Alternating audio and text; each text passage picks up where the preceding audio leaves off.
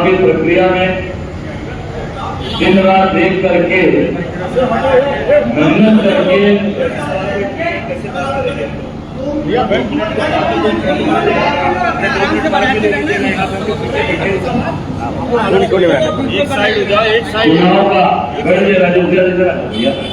चुनाव का आप लोगों ने दिन रात मेहनत करके अपनी जान की परवाह किए बगैर आप लोगों ने कवरेज किया है और भरपूर लोकतंत्र को मजबूत करने के लिए अपना सहयोग दिया, काम किया।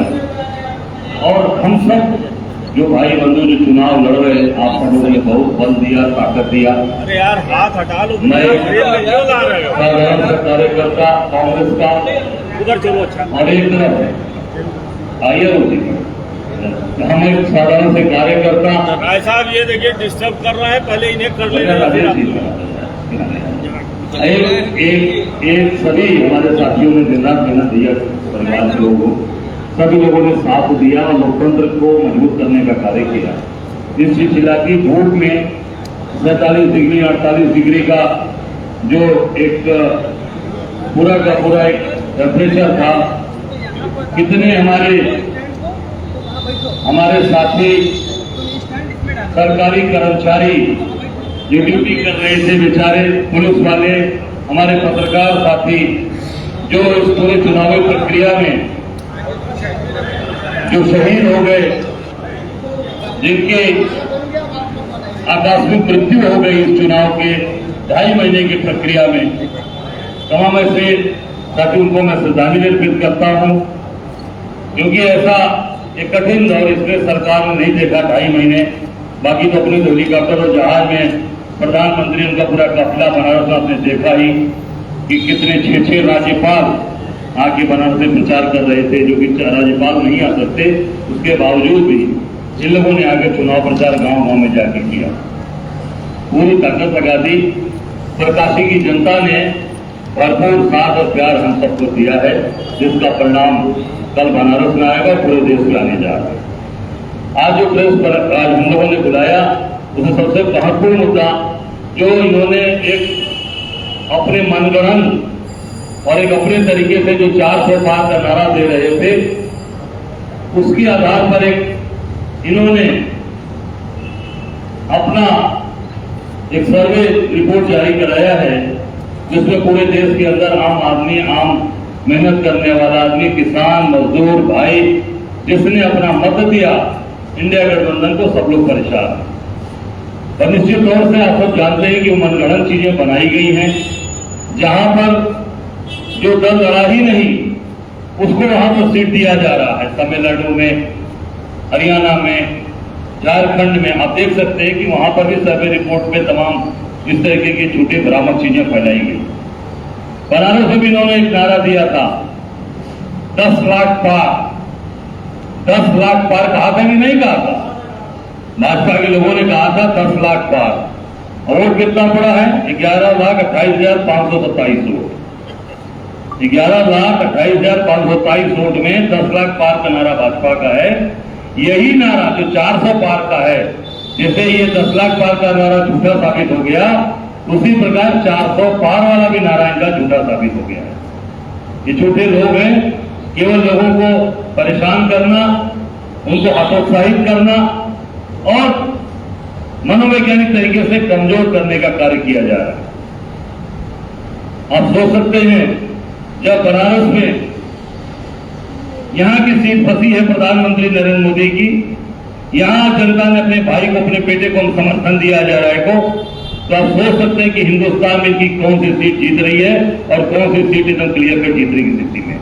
आप कहीं भी देख लीजिए, चंदौली देख लीजिए, भदोही देख लीजिए, मिर्जापुर, सब जहां भी आते कहेंगे इलाहाबाद, चारों तरफ की सीटें की फंसी हुई है। और उसके बावजूद क्या क्या बड़ी बड़ी बात कहलवाई जा रही है मीडिया के माध्यम से। तो निश्चित तौर से ऐसे लोग जो केवल और केवल बड़ी बड़ी बात, झूठी बात करते हैं और हमारे इस देश के लोगों को जो मानसिक रूप से जो प्रताड़ित करना, हमारे साथियों को, इंडिया गठबंधन के लोगों को प्रताड़ित करने का कार्य करते हैं। हमारा कार्यकर्ता प्रताड़ित नहीं होगा। मैं अपने सभी कार्यकर्ताओं से आप सबके माध्यम से कहूंगा कि सभी पोलिंग जहां पर भी काउंटिंग हो रही हो, डटे और आखिरी समय तक वहां डटे रहेंगे। इससे चिल्लाती धूप में भी सब लोग डट कर रहे, अपने स्वास्थ्य का ध्यान रखें और सर्टिफिकेट लेकर ही वहां से हटेंगे, कोई हटेगा नहीं। एक एक कार्यकर्ता वहां पर डट कर काम करेंगे। पूरे देश और प्रदेश के, उत्तर प्रदेश के लोगों से, अपने कार्यकर्ताओं से कहना चाहूंगा कि जहां पर कांग्रेस और इंडिया गठबंधन के लोग लड़ रहे हैं, पूरी ताकत के साथ काउंटिंग पर डटे रहिए। और क्योंकि ये जो भी वहां हेरा फेरी न कर पाए और डटकर काम करिए। और हमारे कार्यकर्ताओं ने बहुत मजबूती से काम किया। जहां पर भी फर्जी वोटिंग भाजपा के लोगों ने डरवाने का प्रयास किया, इनके जिलाध्यक्ष से डरवाने का काम किया, इनके मंत्रियों ने, पूर्व मंत्रियों ने, हमारे कार्यकर्ताओं ने वहां से उनको लखेट कर भगाया, घेर कर भगाया। हमारे के कार्यकर्ता लड़े हैं और कहीं पर भी इनकी फर्जीगिरी नहीं चल रही थी। हमारे इंडिया गठबंधन के साथियों ने, सबको धन्यवाद। और मैं इतना जरूर कहना चाहूंगा कि आप सबका सहयोग निरंतर हम लोग के साथ बना रहा और लोकतंत्र को बचाने में आप लोगों ने अपना मजबूत सहयोग किया है और आगे भी देते रहेंगे। बहुत बहुत धन्यवाद। कोई सवाल है तो पूछ सकते हैं।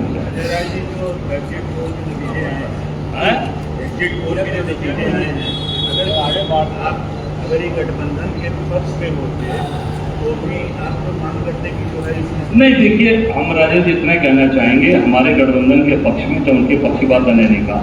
मैंने कहा जैसे इन्होंने कहा था 10 लाख पार, अब ये आप सब लोग यहाँ गवाह हैं कि 10 लाख पार कहाँ है। इसी तरह 400 पार भी झूठी बात है, पूरी तरीके से झूठी और फेक चीजें। चुनाव आयोग बिल्कुल ये सब चीजें रुकनी चाहिए और इसको पूरी तरीके से, आज सुनो, इसको पूरी तरीके से रोकना चाहिए क्योंकि ये लोगों को मानसिक रूप से प्रताड़ित कर रहे हैं। लोगों को उसमें ये पूरी तरीके से लोगों को मानसिक रूप से कमजोर करने का प्रयास किया जा रहा है। राय साहब, चुनाव आयोग ने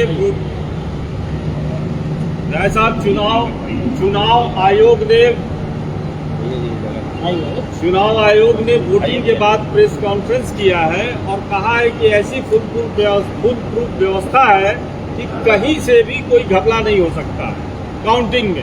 क्या कहना चाहेंगे आप? देखिए, ऐसा है, मैं तो यही कहना चाहूंगा आयोग से कि नहीं, बिल्कुल अगर उन्होंने बात कही है तो बहुत अच्छी है। पूरी तरीके से काउंटिंग पारदर्शी हो, कहीं पर भी ये नहीं लगे कोई पार्शियलिटी है, पारदर्शिता के साथ आप काउंटिंग कराइए। और एक एक हमारा जो पहले हमारे लोगों ने कहा, हम लोग ये 11वां चुनाव मैं लड़ रहा हूँ, आज तक बैलेट पेपर की काउंटिंग हमेशा ईवीएम के पहले हुई है। पहले बैलेट पेपर की काउंटिंग होती है, उसके बाद ईवीएम की काउंटिंग होती है। तो निश्चित तौर से कल आयोग में जाकर हमारे डेलीगेशन ने भी मांग किया कांग्रेस की, और ये परंपरा रही है कि पहले काउंटिंग जो है बैलेट पेपर की होती है, उसकी बात होती है।